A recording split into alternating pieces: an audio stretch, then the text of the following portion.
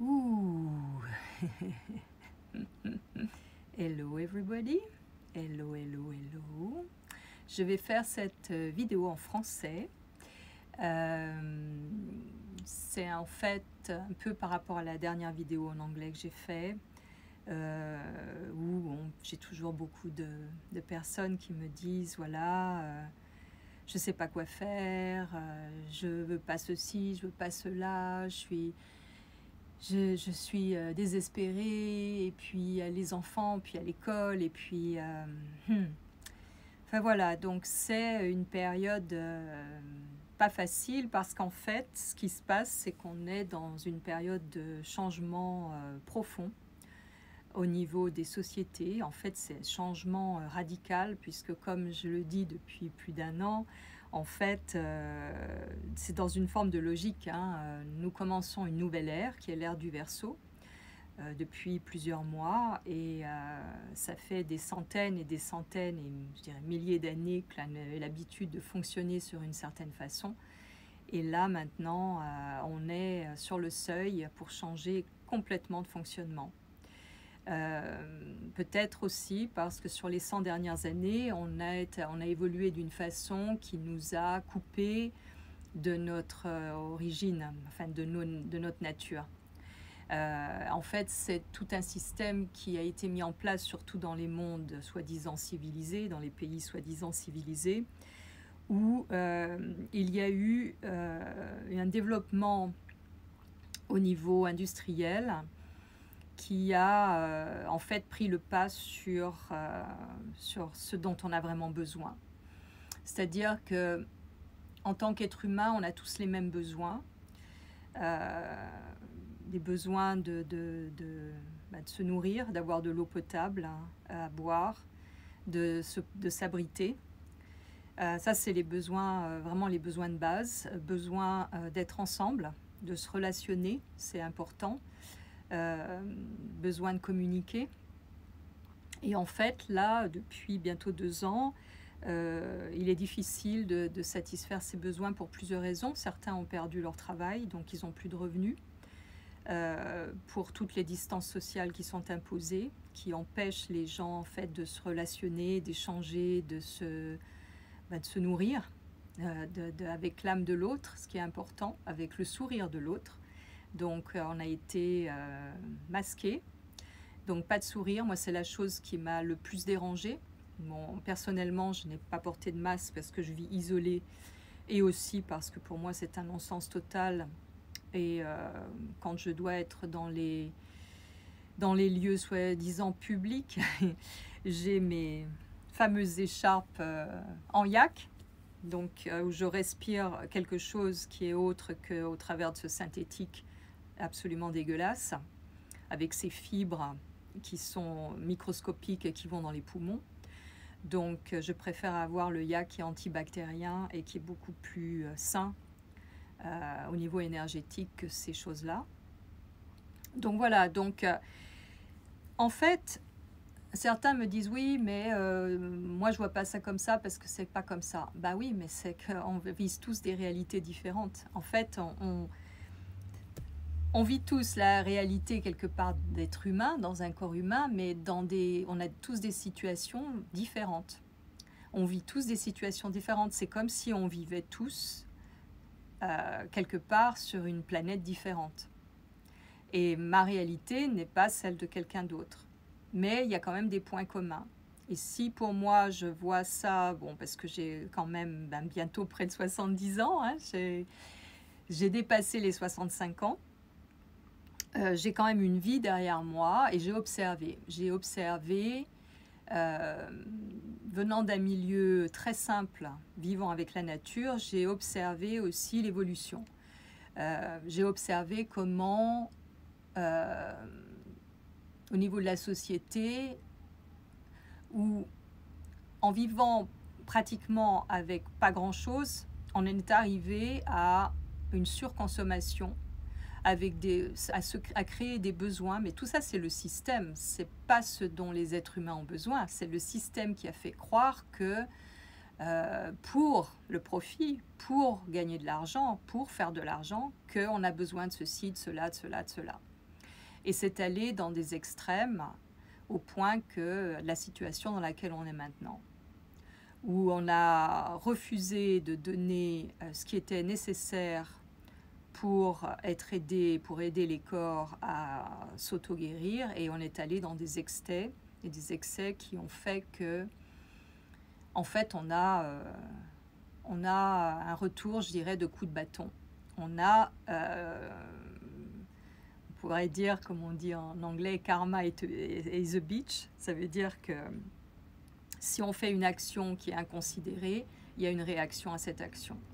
Et en fait, après des dizaines et des dizaines et des dizaines d'années, on peut dire sur les 100 dernières années, on est allé dans tellement d'excès que ça ne pouvait plus continuer comme ça. Et c'est pour ça qu'on est dans cette période-là, d'autant plus que l'on est au début d'une nouvelle ère. Donc c'est une ère qui est, comme le disait Malraux, je crois dans les années 50, ce qui sera spirituel ou pas. Et en fait, tout est là. C'est-à-dire que ceux qui prennent de la distance, qui observent, qui font le lien entre les choses, qui voient d'une façon logique basique, de base, quelle action entraîne quelle réaction, on peut se rendre compte qu'il y a quelque chose qui est évidemment mis en place pour du profit. Donc, et au-delà de ça, c'est-à-dire qu'on va nous faire croire que pour notre bien, eh ben, il faut nous enfermer, il faut nous mettre en distance sociale, il faut nous injecter, il faut... Alors qu'en fait, ben, c'est pas vraiment ce qui se passe. Ce qui se passe, c'est qu'il y aura de plus en plus de... Comment dirais-je? Je trouve pas les mots en français. D'obligations. Évidemment, de moins en moins de liberté. On voit ce qui se passe en Australie en ce moment. Moi, j'ai une amie là-bas qui me tient au courant de ce qui se passe et c'est dramatique. Et je pense que l'Australie, c'est vraiment le laboratoire pour voir comment procéder. Et donc, évidemment, ce n'est pas donné dans les mainstream médias, notamment en France ni en Europe. Et quand j'en parle avec des amis en France, ils me regardent avec des yeux comme si c'était une conspiration de plus, alors que c'est la réalité. Donc en fait, c'est difficile de pouvoir communiquer parce qu'il n'y a pas de recherche au niveau de la masse sur ce qui est réellement. Dépatouiller ce qui est présenté un peu partout sur les réseaux et puis avoir des connexions réelles qui peuvent témoigner de ce qui se passe. J'ai une amie, là, on avait fait une vidéo il y a quelque temps, qui est israélienne, qui en ce moment est au Portugal et qui est retournée en Israël entre-temps, qui n'a pas eu d'injection et qui, elle, m'a dit comment ça se passait et c'est assez dramatique. Donc en fait, et elle est en train de voir pour émigrer au Portugal. Donc en fait, les médias montrent ce qu'ils veulent bien montrer. La télé, c'est vraiment... télévision, c'est vraiment pour donner une vision du monde qui est bien dirigée. Et heureusement qu'on a les réseaux sociaux parce qu'on peut communiquer entre nous directement et avoir des informations réelles, pas par, je dirais, médias interposés. Donc c'est une période très compliquée qui, bon, ça fait plusieurs mois que je dis, ça va être de plus en plus complexe. Ça se resserre de plus en plus parce qu'en fait, c'est pour nous obliger à retrouver une forme de bon sens et aller faire des recherches. Faire des recherches par rapport à notre corps, comment il fonctionne, par rapport à la médecine, par rapport à ce qu'on a voulu nous faire croire en médecine. Maintenant, il y a de plus en plus de médecins, de professeurs, éminents professeurs et biologistes qui expliquent qu'en fait, on avait fait fausse route il y a une centaine d'années et que cette fausse route, elle a permis d'amener l'allopathie qui est faite pour la plupart à base de produits du pétrole. Et donc, que tout ça, c'est un business et que tout ça, c'est ce qui a fait qu'on a fermé les pharmacopées au niveau des plantes. Il y a très peu d'herboristerie. L'homéopathie est en déclin. Il y a quelques années, par exemple, on a supprimé le Céphile, qui était un genre entre guillemets, d'aspirine homéopathique, qui coûtait 3 fois rien. Mais évidemment, ça ne permettait pas de vendre du Doliprane et enfin d'autres marques, l'ibuprofène, enfin toutes ces choses-là que je ne connais pas du tout, que je n'utilise pas. Donc effectivement, c'est pas le même profit et il y en a qui ne voient pas ça. Il y en a qui ne voient pas que en fait la médecine allopathique peut avoir du bon dans certains cas, mais bien souvent ça entrave un processus naturel d'immunité et ça empêche en fait le corps d'être de plus en plus fort. Et aussi, ce qui se passe, c'est que lorsqu'il y a des interférences chimiques dans notre chimie, des interférences avec des produits synthétiques, notre corps ne peut pas fonctionner bien dans sa globalité et il est très difficile de pouvoir réfléchir. Et en fait, et de voir les tenants et les aboutissants de ce qui est en place. Donc c'est complexe, ça ne va pas aller en s'arrangeant, ça ne va pas aller en étant beaucoup plus simple, loin de là. Parce qu'en fait, comme il y a un changement d'air, il y a aussi un changement de façon de fonctionner. Et on n'en est qu'au début. Donc toute cette médecine énergétique, bon, qui pour moi est familière depuis plus de 30 ans maintenant, c'est en fait qui a été diabolisée, si je peux dire. En fait, on se rend compte de plus en plus qu'on est des êtres électromagnétiques et que si on n'agit pas à ce niveau-là, il n'y a pas de réponse. Et qu'au contraire, on peut même entraver un processus naturel et aller dans la dégradation de plus en plus forte. Par exemple, lorsqu'on a une ablation d'une glande importante comme la thyroïde, il est très difficile de fonctionner et de pouvoir connecter intérieurement, notre chimie intérieure étant complètement bouleversée. Donc c'est très difficile de pouvoir voir les choses telles qu'elles sont. Donc c'est complexe. Les gens me demandent, oui, mais qu'est-ce que je peux faire? Il n'y a pas grand-chose à faire. Si ce n'est d'être présent à soi-même et de prendre soin de soi. Il est quand même incroyable que, en fait, qu'il n'y a aucune campagne qui soit faite pour que les gens... Je parle de campagne au niveau médiatique, au niveau de main media, des mainstream médias, au niveau de ceux que la majorité des gens regardent. Parce qu'il y en a d'autres qui sont informés et qui se nourrissent comme ça. Mais je trouve quand même incroyable que l'accent n'a pas été mis avec cette soi-disant pandémie en ayant maintenant des statistiques, en voyant que la majorité des gens qui ont été affectés, gravement affectés, avaient des conditions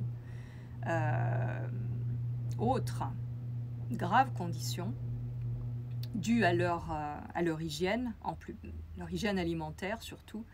Et c'est quand même incroyable qu'il n'y ait pas de campagne qui soit faite pour que les gens mangent mieux et que, par exemple, les McDonald's ne soient pas fermés. Je veux dire, là, on est dans... Alors, si on ne voit pas ça, je pense que c'est désespéré. Si on ne fait pas le lien entre ça, cette malbouffe, et l'état de santé des gens qui prennent cette malbouffe et leur état de santé qui se dégrade avec la moindre chose qui traîne, je pense que là, c'est perdu. Si on ne fait pas le lien avec ça, c'est qu'on n'a pas compris ce qui est en train de se passer.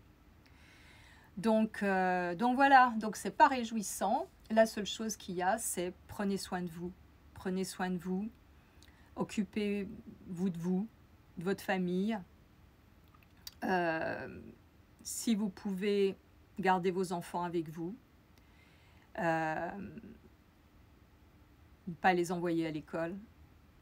c'est pas facile. Il y a de plus de gens qui se regroupent.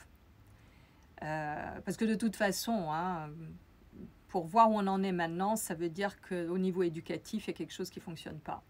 Parce que si ça fonctionnait bien, on ne serait pas dans la merde dans laquelle on est. Donc s'il y a quelque chose qui ne fonctionne pas, c'est que tout le système éducatif doit être changé aussi. Et en fait, moi je pense qu'il faudrait retourner à des bases, mais évidemment, il n'y a pas d'intérêt à promouvoir ça, puisque ça ne coûte rien, et ou pas grand-chose, à des bases de qu'est-ce qu'un corps humain, comment s'occuper de son corps, comment se nourrir, comment cuisiner, comment aménager son environnement, comment cultiver si c'est possible, comment, voilà. C'est ça qui devrait être enseigné.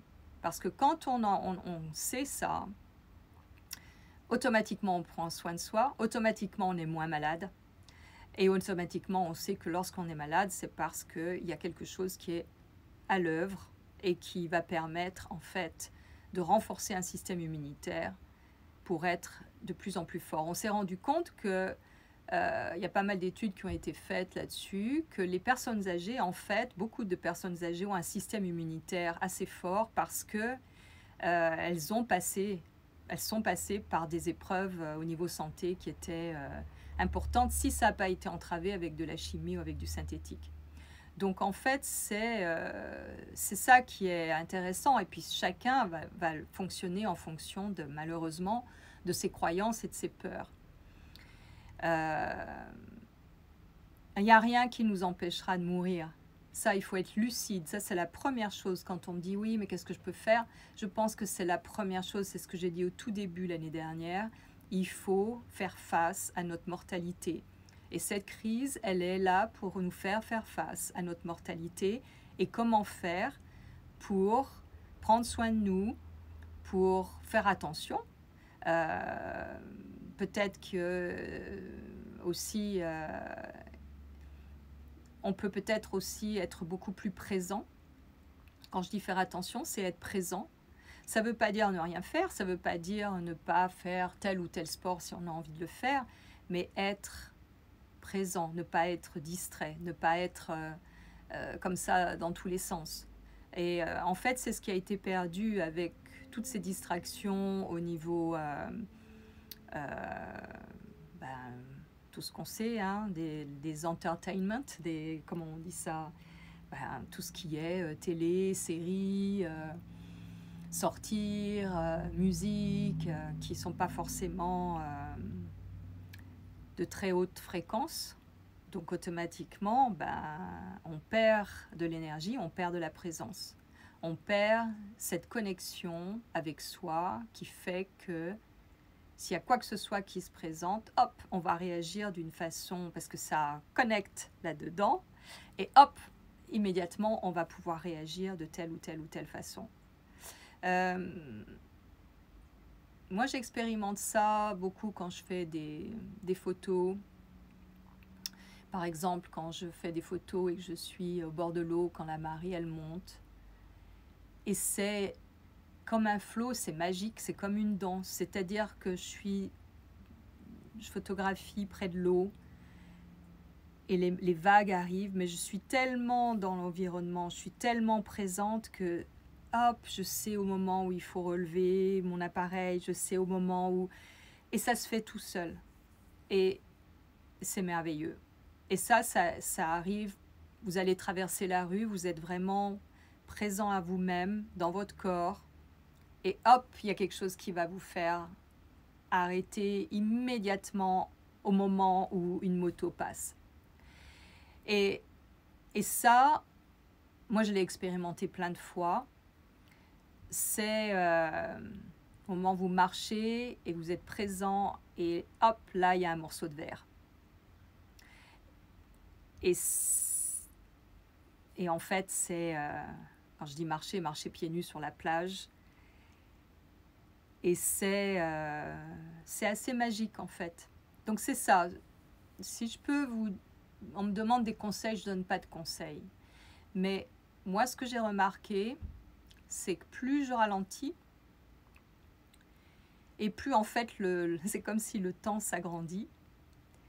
Et plus en fait, donc je suis présente. Et plus la magie se déroule. C'est-à-dire que si on va vite, qu'on est distrait, on ne peut pas voir ces petits moments magiques. Et j'ai discuté, je vais faire demain une vidéo en anglais avec Anna, qui est américaine, qui est une jeune fille qui n'a pas 18 ans, qui a un esprit extraordinaire. Et elle me disait, les gens, ils ont perdu toute connexion, simplement avec eux-mêmes et avec l'environnement. Elle me dit, j'observe les animaux, et les animaux, ils savent quoi faire quand il faut le faire. Et on a perdu ça. On est soi-disant beaucoup plus développé que les animaux, mais en fait, on a perdu cette façon instinctive, intuitive de fonctionner, et qui est à la portée de tous. C'est pas quelque chose qui est extraordinaire, que certains peuvent et d'autres pas. Ils peuvent parce que justement, ils sont beaucoup plus présents. Ils sont beaucoup plus avec eux-mêmes, ils sont beaucoup plus en éveil, ils sont beaucoup plus conscients de leur espace intérieur et extérieur. Donc en fait, c'est vrai. Et il y a aussi quelque chose qui est important par rapport aux animaux, c'est que contrairement à nous, on a un ego.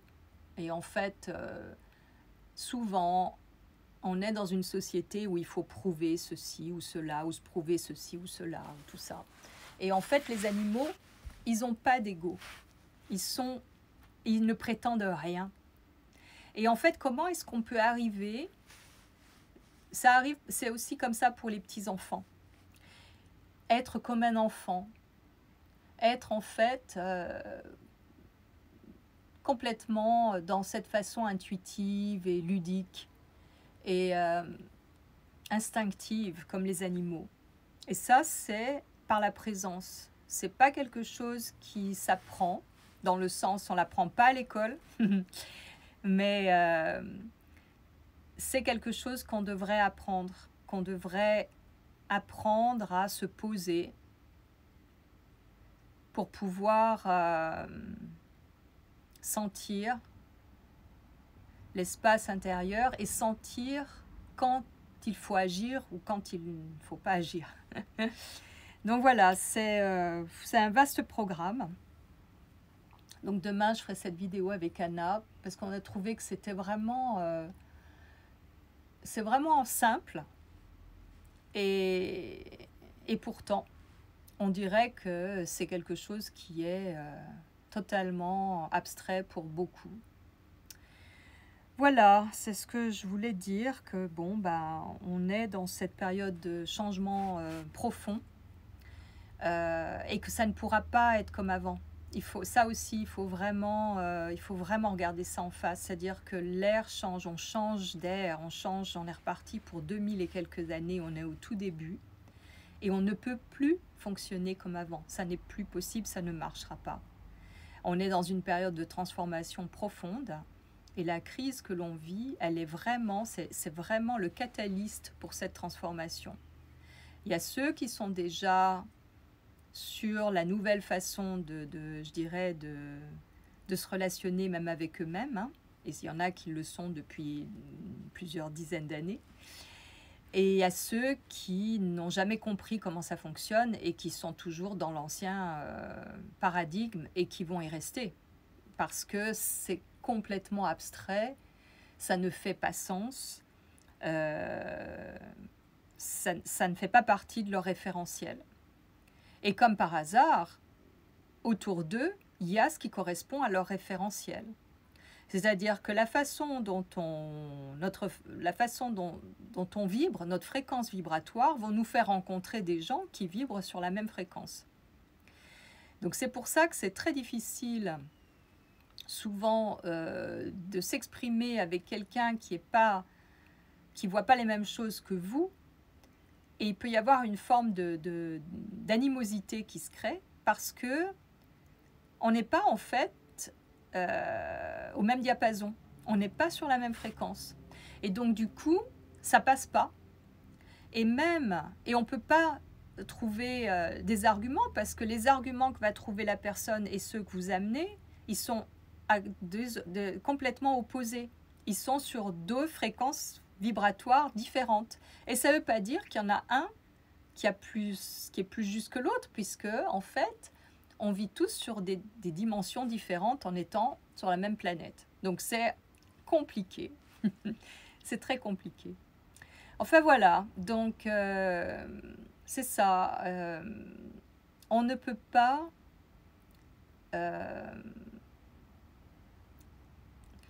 on ne peut pas vouloir retourner à comment c'était avant cette crise. Et on ne peut pas non plus dire quand est-ce que ça va s'arrêter, parce qu'en fait, on est en plein processus de changement. Donc, tant qu'il n'y en aura pas une majorité qui comprenne que le vieux monde s'est terminé, qu'on a d'autres façons de se soigner, qu'on a d'autres façons de se relationner, qu'on a créé des outils pour justement être en contact les uns avec les autres, et qu'est-ce qu'on peut faire avec ça de positif. Donc voilà, c'est ça qu'il faut voir, avoir à l'esprit, et faire le lien entre ce qui est aberrant et la réalité telle qu'elle est, c'est-à-dire c'est pourtant simple, pourquoi on ne nous apprend pas à prendre soin de nous, justement, réellement, pour éviter ce qui se passe. Voilà, bon, je vais vous laisser. C'est une fin de journée ici, il est 5 h de l'après-midi. Et là, les Français, c'est demain, là il fait nuit pour vous. Donc je vous souhaite une bonne journée puisque vous allez prendre le matin. Et voilà, donc je ne sais pas s'il y a des questions, j'ai pas suivi vraiment. On peut changer cette fréquence ou manipuler. Il y a quelque part, de toute façon, je ne sais pas si certains d'entre vous, moi j'ai découvert ça très jeune, hein. En fait, au début où c'était mis en place, dans les années 70, je suis tombée par hasard sur un livre, j'ai oublié le titre, qui était par rapport à Mind Control, MK Ultra. Et en fait, oui, il y a des changements qui ont été faits aussi dans la fréquence qui était adaptée à notre fréquence de base. Il y a des changements qui ont été faits au niveau planétaire, au niveau de la fréquence vibratoire, au niveau de la musique. Les hertz ont été changés, ce qui fait que ça nous affecte et que ça nous empêche de cogiter correctement. La nourriture, évidemment, a une fréquence vibratoire plus basse avec les Monsanto et compagnie qui ont transformé génétiquement les graines et qui maintenant, ce qui se passe, qui transforme l'être humain génétiquement aussi. Donc oui, il y a manipulation et ça change la fréquence vibratoire. C'est-à-dire que quand on met des chimies dans le corps, des produits synthétiques dans le corps, on change la fréquence vibratoire. Et la fréquence est plus basse. Donc c'est vraiment difficile d'élever sa fréquence vibratoire quand on a et de comprendre certaines choses quand on a des interférences avec ces synthétiques dans le corps, qui sont aussi coordonnées, qui sont aussi, je dirais, alignées sur... il y a les études de HAARP qui sont faites. Vous pouvez aller voir sur leur website, c'est pas caché. HAARP, qui par ultrasons et micro-ondes, et ça c'est pas depuis maintenant, ça date depuis des dizaines d'années, qui influent sur le climat, qui influent sur les comportements au niveau des masses, qui influent sur... donc c'est, oui, c'est pour ça qu'au plus on est coupé de tout ce qui est développement au niveau de la société, c'est pour ça qu'il y a moins de gens qui sont affectés dans les campagnes que dans les villes, parce qu'il y a quand même un réseau qui est beaucoup moins important Dans les campagnes, un réseau d'interférences beaucoup moins important que dans les villes. Il y a beaucoup moins de perturbations électriques. Donc tout ça, ça agit. Et au niveau de la nourriture, quand on peut cultiver sa nourriture ou manger des produits qui ne sont pas génétiquement modifiés, ben notre fréquence, elle est beaucoup plus élevée. Et par cela, on fait face plus facilement à des pathogènes ou des choses qui pourraient perturber l'organisme. Si on est nourri à base de produits génétiquement modifiés, il est évident que la nature fait que notre être génétiquement modifié va avoir du mal à réagir et à répondre à des pathogènes et ils peuvent être envahis. Donc c'est ça qui est... c'est subtil, mais c'est à l'œuvre dans plein de domaines, dans l'air que l'on respire, dans l'eau que l'on boit. C'est invisible, puisque c'est des microparticules. C'est ce qu'il y a dans pas mal de remèdes allopathiques, c'est ce qu'il y a dans pas mal d'injections qu'il y a en ce moment, qui tout le monde pense que c'est un classique vaccin, mais ça n'en est pas. C'est une thérapie génique, et donc où il y a une modification du génome humain. Donc à partir du moment où il y a ça, on a beaucoup de mal après à fonctionner avec la loi naturelle, puisqu'on n'est plus sur cette loi naturelle. Donc du coup, il faut réapprendre à fonctionner d'une façon différente. Il y en a qui vont pouvoir, il y en a qui ne vont pas pouvoir. Et moi, je pense que ça peut, pour certains, ça va les rendre beaucoup plus forts. Mais il faut déjà qu'ils aient un organisme très fort. Pour d'autres, ça peut avoir des conséquences désastreuses qui vont jusqu'à la mort. Donc voilà, on est sur une époque charnière de transformation totale de l'humanité, en fait de l'humain. Et on le voit dans ce qui se passe en ce moment, quoi. C'est vraiment ce qui est l'enjeu, il est là. C'est-à-dire où on devient petit à petit, on va devenir ingénierie, on va devenir